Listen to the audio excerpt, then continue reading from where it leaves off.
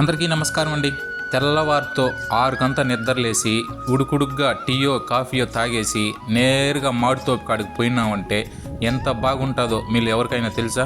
ఏదైనా పని ఉన్నా లేకపోయినా తెల్లవారితో తోపు కాడికి వచ్చేసినామంటే ఆ చెట్ల మధ్యలో నుంచి వచ్చే ఎండ, ఆ చెట్లలో ఉండే పక్షులు అరుస్తూ ఉంటే ఇంకా మా చిన్న దూడ అరుస్తూ ఉంటుంది. దానికి పాలు తాగే టైం ఏంటుంది కాబట్టి.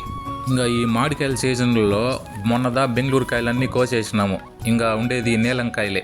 బెంగళూరు కాయలే అంతంత మాత్రంగా అమ్మిండది. కనీసం ఈ నీలంకాయలన్నా కొంచెం బాగా రేటు అమ్ముతాదనేసి వీటిని కొంచెం బాగా జాగ్రత్తగా కాపాడుకుంటూ వస్తూ ఉంటాం మేము. కానీ ఈ నీలంకాయలు అప్పుడే మాగేది స్టార్ట్ అయిపోయింది. ఎందుకంటే గాలి ఎత్తుకుంటుంది.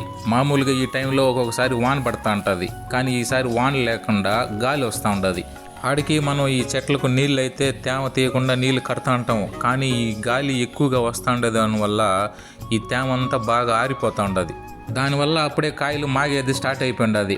ఇంకా 1-2 కాయలు ఎత్తుకొని మార్కెట్కి అయితే పోలేం కదా, ఇంకా మేమే తినేసేది. ఏదో దేవుని ధర్మాన ఈసారి నీలం పంట అయితే బాగా వచ్చిండది. కనీసం ఆ బెంగళూరు కాయలలాగా కాకుండా ఈ నీలం కాయలన్నా బాగా అమ్ముతాదనేసి ఈ కాయలను కొంచెం జాగ్రత్తగా చూసుకుంటాము. ఒకసారి ఈ నీలంకాయలు చెట్లలో చూసినారంటే మీకే అర్థమైపోతుంది పంట ఎంత బాగా ఉండదో. ప్రతిరోజు వచ్చి చెట్టుకు తిరిగి ఈ నీలంకాయల్ని ప్రత్యేకంగా చూసుకోవాలా. ఎందుకంటే తెల్లబూజు ఈ నీలంకాయలకు ఎక్కువగా వస్తూ ఉంటుంది. ఒక చెట్టుకు వచ్చిందంటే ఇంకొక చెట్టుకు మొత్తం వ్యాపించే ప్రమాదం ఉంటుంది. ఈ సీజన్ వచ్చిందంటే కొంచెం జాగ్రత్తగా చూసుకున్నట్లయితే ఏదో మనకు 10 రూపాయలు వచ్చేదానికి అవకాశం ఉంటుంది. అదీ కాకుండా ఈ నీలంకాయలంటే చాలామంది ఇష్టంగా తింటారు. అందులోనూ మాధవరం నీలంకాయలంటే బంగారుపాలెం మార్కెట్లో ఒక ప్రత్యేక స్థానం ఉండదు. మాధవరం మామిడికాయలు వచ్చినాయబ్బా మనం తీసుకోవాలనేసి ప్రతి ఒక్కళ్ళు ముందుకు వస్తుంటారు.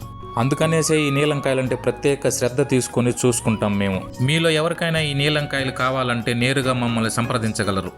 ఈ వీడియో కనుక మీకు నచ్చినట్లయితే లైక్ చేయండి, షేర్ చేయండి, సబ్స్క్రైబ్ చేయండి. Thanks for watching.